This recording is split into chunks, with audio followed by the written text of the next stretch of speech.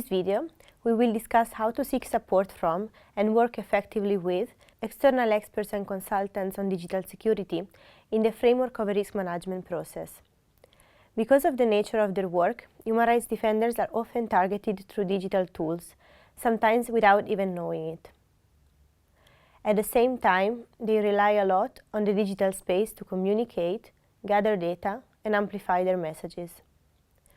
Even though technology is at the center of our work, digital security remains a complex and technical topic, influenced by subjective perceptions and feelings, which makes it at times challenging to address for anyone. And this prompts the need to look for external assistance. The availability of experts and consultants in the field of digital security is rather limited, and often resources allocated to safety and security issues are scarce, which makes it even more challenging to meaningfully and systematically engage with them. Therefore, it is important to take some steps to be ready to engage with external consultants if context, capacity, and resources allow. In this video, we will provide some tips and recommendations that could help you in the work with external consultants in the field of digital security. We hope this will help you to be able to recognize what type of knowledge, skills, and expertise you should look for in this person. Let's start with a role play presenting a scenario. Pay attention to the interaction between the consultant and the representative of the organization, and try to notice what is working well and what does not work in their conversation. Hello, my name is Mikola. I have 20 years of experience in digital security and I can help you with everything. Well, nice to meet you, Mikola. My name is Anna. I'm from the Valronia Human Rights Center. Cool. Yeah, let's start from the basics. So we need to encrypt everything, everything, like laptops, smartphones, flash drives, the servers. Do you have a server? Server. Well, and passwords, yeah. Password. So change all the passwords, like for all staff members, everywhere. How many staff members do you have, by the way? So it's me, then we have... Did I mention the server? Yeah. The do you have server, one? You need yes. one. You need one. Okay. So your own server to keep all the data secure, in the office. Because in the cloud you never know. Can you trust them or not? So to make it secure, and to be encrypted, yes. Everything should be encrypted, yeah. And two-factor authentication. Well, okay. Do you use Gmail? I know. Anyway, two-factor authentication everywhere, to all staff members. Okay. Yeah. I did not realize that we needed to look into so many for the things. start only, yes. But no worries. Okay. I can help you with everything, provide all the solutions. Yeah, no problem. Okay. So, I'm so glad I ran into you. Yeah, happy to help. When can we start? I have my agenda. Yeah, could have maybe a 3-hour call in 2 months. Yeah, 2 months. Oh, wow. Yeah, extremely busy. Yeah, demand is so high. It's hard to help everyone. Yeah. So, but no worries. I will provide all the solutions. Yeah, solve all the problems. Okay. Yeah. Well, then I better book your time. Yeah, cool. Yeah. Well, see you in 2 months. Thank you very much. Stay safe. Yeah, thanks. What did you notice in this scenario? What went well? What may need to be improved? Feel free to pause the video and reflect on what you have observed. In this clip, the consultant offers solutions without asking anything about the specific risks and problems that the organization is facing. This is a common issue. Remember what we discussed when we talked about the risk management process. It is important to always start by understanding the context and the potential risks in that specific context in order to be able to come up with any kind of solutions. Without knowing the context, it is less likely that the consultant will be able to properly assist.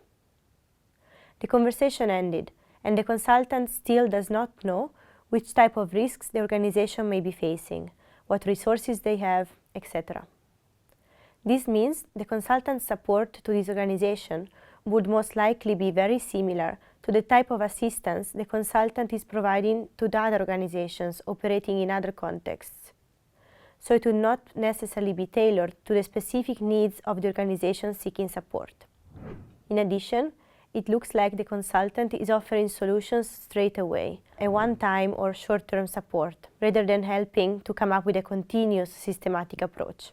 At the same time, the representative of the organization could have been more prepared to handle the conversation. She did not manage to make sure the focus was on their needs and just accepted what the consultant suggested. If you can do that, it might be easier to have such a conversation after taking the time to prepare and think what is needed from the external consultant on the basis of your needs and the circumstances that you work in. Remember, it is essential to ensure that the consultant knows the context. The context is almost everything to our security, so the consultant should know your context very well. Opt for a consultant that approaches risk management through a continuous lens. Short-term, one-time security activities never work. Finding someone who could guide you through a continuous, systematic approach is preferable. Make sure that the consultant does not offer solutions before identifying and prioritizing the main risks and problems. This is something that happens all the time.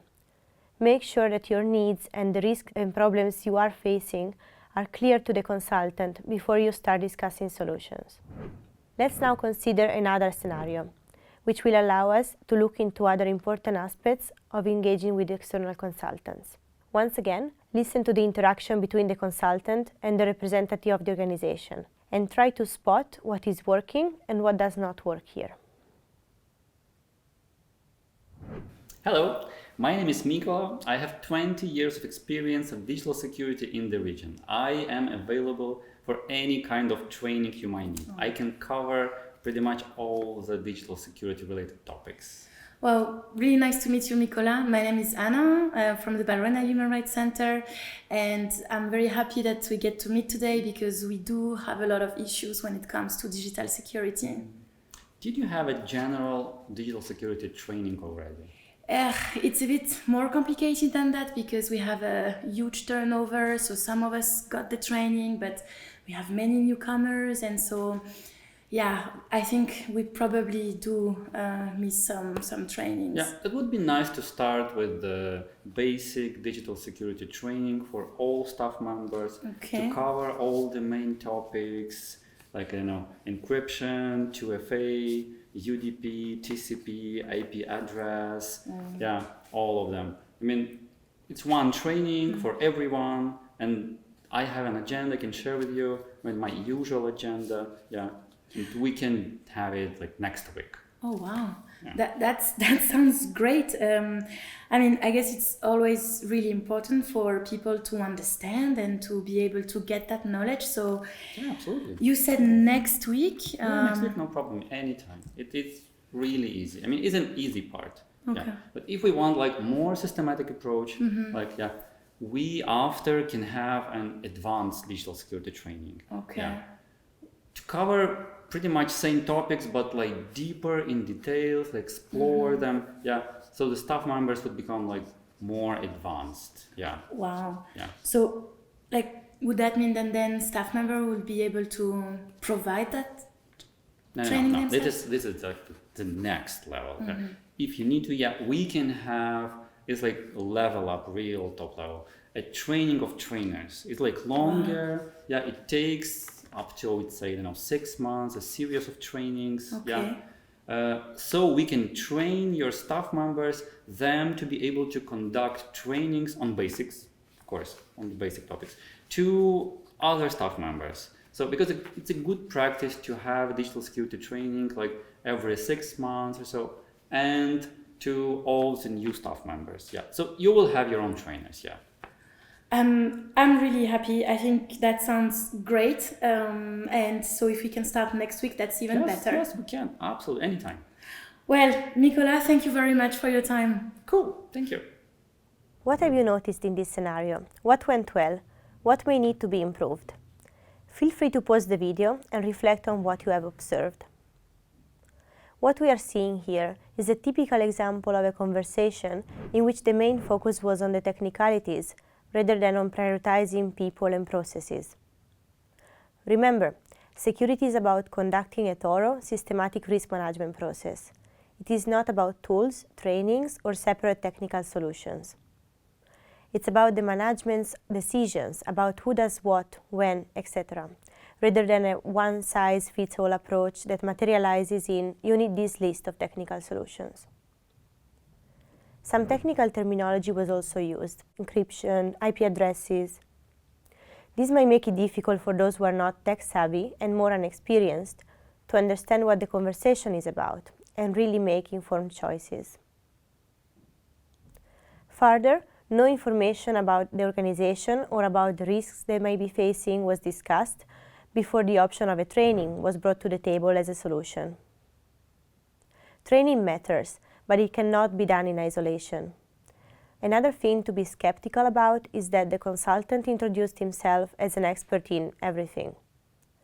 Digital security is a vast topic with many different specializations.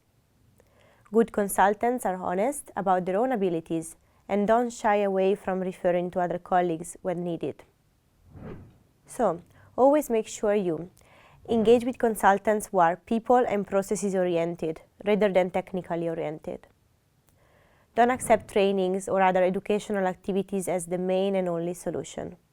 A sound understanding of the risk management process and of what it entails and requires is needed from both sides. Understand what they are saying and what is happening. If the consultant is using complicated technical terms and you feel like you don't really understand what they're saying or what's happening, try to clarify those points. Let's now consider a third and last scenario, in which we will illustrate a few more important aspects to be aware of when engaging with an external consultant. Once again, pay attention to the interaction and try to assess how it's going. Hello, my name is Mikola, a digital security consultant. Nice to meet you. Hi Mikola, very nice to meet you. My name is Anna. I'm from the Balronia Human Rights Center. I've got your contacts through a trusted partner of ours who think you could be helping us because we have some digital security concerns. I hope we can help you. Yeah. I don't know if you heard about this incident on this database that happened a few weeks ago. Yes, Hack database. Do you use the same one? So our database is protected, but nonetheless, because of all these additional issues that seems to be happening, I feel now is the right time for us to invest a bit more in safety and security. Do you already know what are the biggest potential problems or risks? Did you have maybe an internal discussion, conversation? So I guess we all have some ideas, but we never really had a proper discussion, and I was hoping maybe you could be helping us in facilitating this discussion. Yeah, no problem. I mean, we need all the decision makers in the room, and plus everyone else you believe should be there. Okay. It's up to probably 2 hours conversation.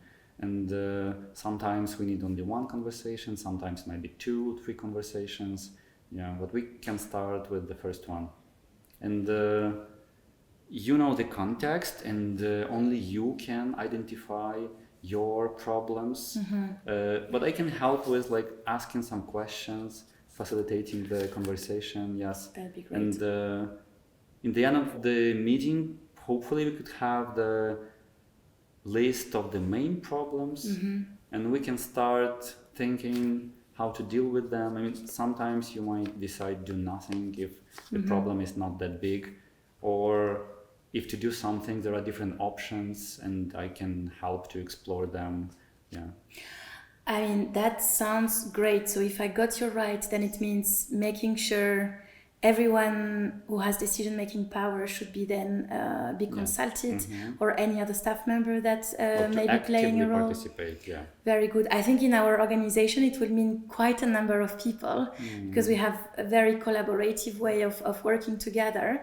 But then if you can help us with understanding a bit more the risk and prioritize them, I think that would be really efficient for us. Yeah, we could start the first conversation to plan. Yeah, absolutely. Well, then let me, now that we're both here, let me look at the agenda. I think I could start planning some meetings for the next week if you are available. Yes, next week. Yeah? Yes, works fine. So we need up to 2 hours, and all the decision makers and any other Perfect. people, you believe should be there. Well, then I think we'll make it happen. That sounds great. Thanks a lot, Nicolas. Cool. Happy to help. What have you noticed in this scenario? What went well? What may need to be improved? Feel free to pause the video and reflect on what you have observed. In this example, trust and a proper connection between the consultant and the representative of the organization were established. This allowed them to have an open and honest conversation.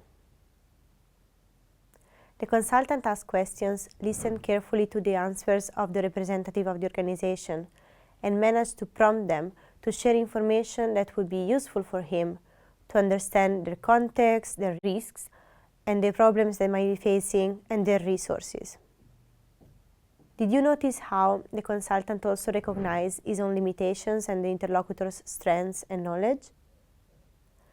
The consultant acknowledged that the organization better knows the context in which they operate and is only there to assist. The representative of the organization was also able to articulate their needs. She had an understanding of the organization structure and of the resources that they could allocate to this process. She also seemed ready to start a collaborative and inclusive process. This helped the conversation flow and allowed the consultant to propose a course of action. So, it is key to listen to each other and make sure the consultant asks a lot of questions. This is the only way to really identify the main risks and problems, to understand what is your context, what is your capacity, what is the best way to help you, to offer realistic recommendations, and to make sure nothing important is overlooked. Engage with a consultant who is aware of their limits and acknowledges them. A good consultant, a good expert, honestly says, "I don't know," if there is something that they're not familiar with. Work with a consultant who does not try to make decisions for you and maintains the ownership on your side. The consultant can offer options, suggest something, but should always keep highlighting that it's up to you to decide. Make sure trust is established. How to assess trust? Take a minute to think about how you would assess whether or not you can trust a consultant. If the person is recommended by a trusted partner, it positively contributes to our trust. You may also have some impressions when engaging with the person. Do you feel you can work well together, or do you see something that you might perceive as red flags?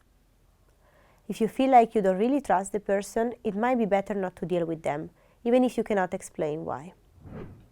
So, to wrap up, when you engage with an external consultant, ensure the consultant knows the context. Opt for a consultant that approaches risk management through a continuous lens. Make sure that the consultant does not offer solutions before identifying and prioritizing the main risks and problems. Engage with consultants who are people and processes oriented rather than technically oriented.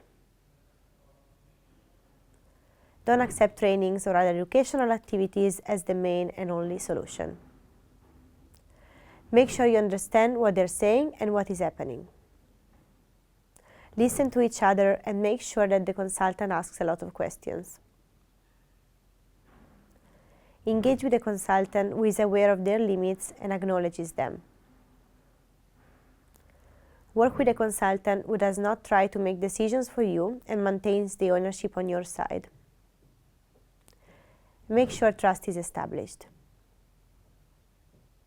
In this video, we presented some scenarios and provided you with some tips and recommendations with the aim to help you avoid some pitfalls and prepare ahead your communication with consultants. We have also learned about the importance to take a step back and reflect on your own needs and resources before engaging with consultants. We have listed some key considerations to be aware of while working with consultants in order to ensure a smooth collaboration. Of course, these tips are applicable for working with consultants on other related topics. We hope you enjoyed this video lecture. See you and stay safe.